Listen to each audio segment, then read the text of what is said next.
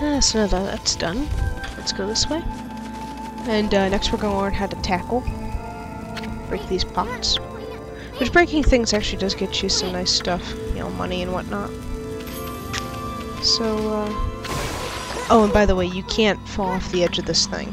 I'll show you this and I'll show you that in a second. There's no way to just go off the edge. When I first played this, I was actually slightly concerned about that, but yeah, there's an invisible wall. Oh, and pretty soon we're gonna have to do a wall jump, so you can't fall off the edge here. Pretty soon we're gonna have to do a wall jump, and you usually have to go around to the side there, but I discovered that you can do it here, and Issun says something a little bit interesting. Holy smoke! No, I'm not gonna do the voice. Anyway, he still tells you how to do the wall jump thing, but, you know, it's not, you know. Anyway, yeah, usually you'd have to come over here and do the wall jump here, and he'd give you the tutorial while you're stood on there, but whatever, we did it anyway. Because we're awesome like that, you know? Break these pots. And I'm not gonna go pot happy, I just like doing it at the beginning. Don't know why, I just do. I also find it kind of interesting that pieces of... You saw the horse's head there, was just kind of floating midair. It disappeared now, but they just kind of float there randomly. It's weird. Oh, and now Issun's gonna show us how to... Show us, not actually tell us, how to use the brush. So, yes, that's the main thing of this game is this brush techniques, which are really kind of cool. Actually, I enjoy these. I enjoy the fact that you have to draw in this game. That really makes it, you know, special and different to me. An original god with all 13 powers. Wonder which one that could be.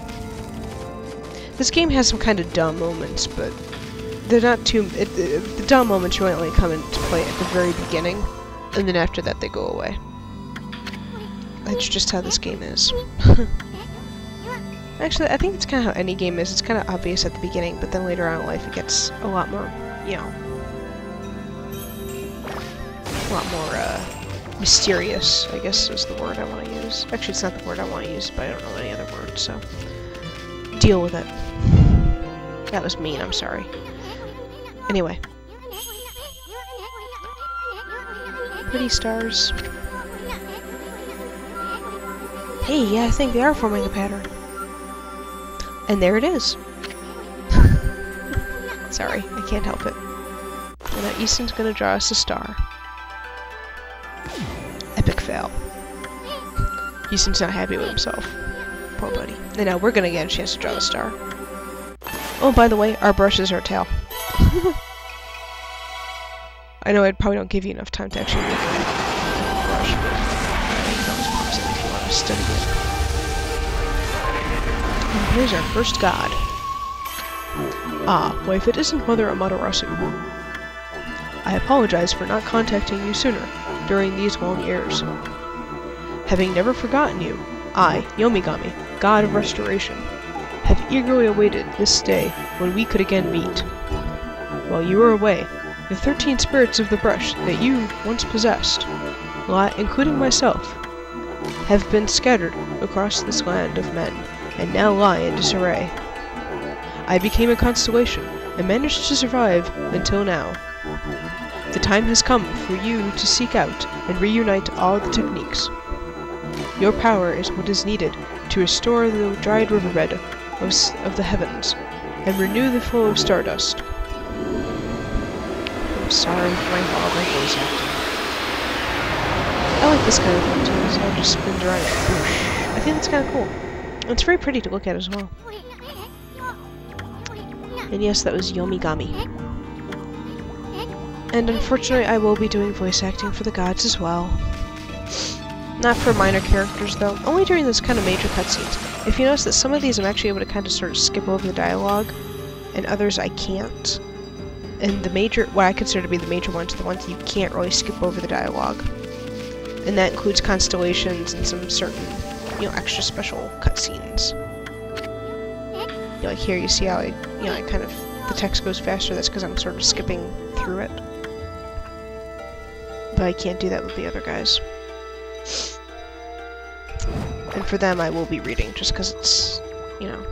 Oh, and you can also look at the constellations after you make them at nighttime. Here it's always nighttime, so you can always see Yomigami. But, yeah, it's kind of a special thing. And, so now we're gonna fix the river here. Hopefully I get this right. I don't think I got all the way up to the top. I doubt I did. Issun's all like on these, yeah. Yeah, he doesn't believe that we have the ability to do that. Yeah, I missed the top when I did that again. When I first got this game, I was like, I have to fill in the entire area. I simply must. I'm kind of anal retentive, I have to admit. So it was like, yeah, I must get every single section of this game. I'm still missing a few squares, but I'm not going to bother. If it really bugs me, I'll go back off camera and do it again. Because I'm just one of those people. Ah, crap, I missed a spot. Hang on, I have to get this. Otherwise, this will keep me awake at night. There we go. I feel better. I kinda suck, I'm sorry. I like how the water just kinda drips off of you and then you can shake it off. I think that was a nice touch. That was cute. Come on, there we go. Astro Pouch. This is basically kind of an extra life thing. I don't die that often, except for way later on in the game. And, during one of the, I don't know what you want to call it. During one of the more difficult battles. Oh, and you fill up the astral pouch by eating food items. Yum. I have a tendency to run over things, because there's an item you get later on that drags and everything to you. So I'm so used to having that I just kind of run over things, but, so I have to remember to go back for that. And, this is kind of an interesting place. I like how the water kind of just falls off the edge of the earth here, and the clouds look different. Like, here, see how the water just kind of falls off the edge. And the clouds are kind of dark and ominous here. And yet it's a very calm and peaceful place, I think. I like this area. This zone. And somewhere around here there's a pot that contains another food item, and I want to find it. I mean, it doesn't really matter whether or not I find it, but I have to do it. I just have to do it. I know it's around here somewhere. Oh, there's another view of the creepy clouds. Actually, the clouds over here are, like, white for some reason. Or not white, but yellow. Golden. That pot is somewhere around here. Is it over here? No. Okay. Keep hunting. I'm sorry, I just have to find this pot. Otherwise, it's gonna keep me awake tonight. Down here? I hate destroying the horse statues. I like horses. There it is. Okay, I feel better now. I thought I was going nuts. I'm like, I know it's around here somewhere. Ah, goodness, that was bizarre. Okay. No, don't do that, Julie. The controls here are kind of touchy. I haven't played this for a while, so I'm kind of like relearning how the controls work. Okay. So here we are in the Cave of Nagi. This is his shrine.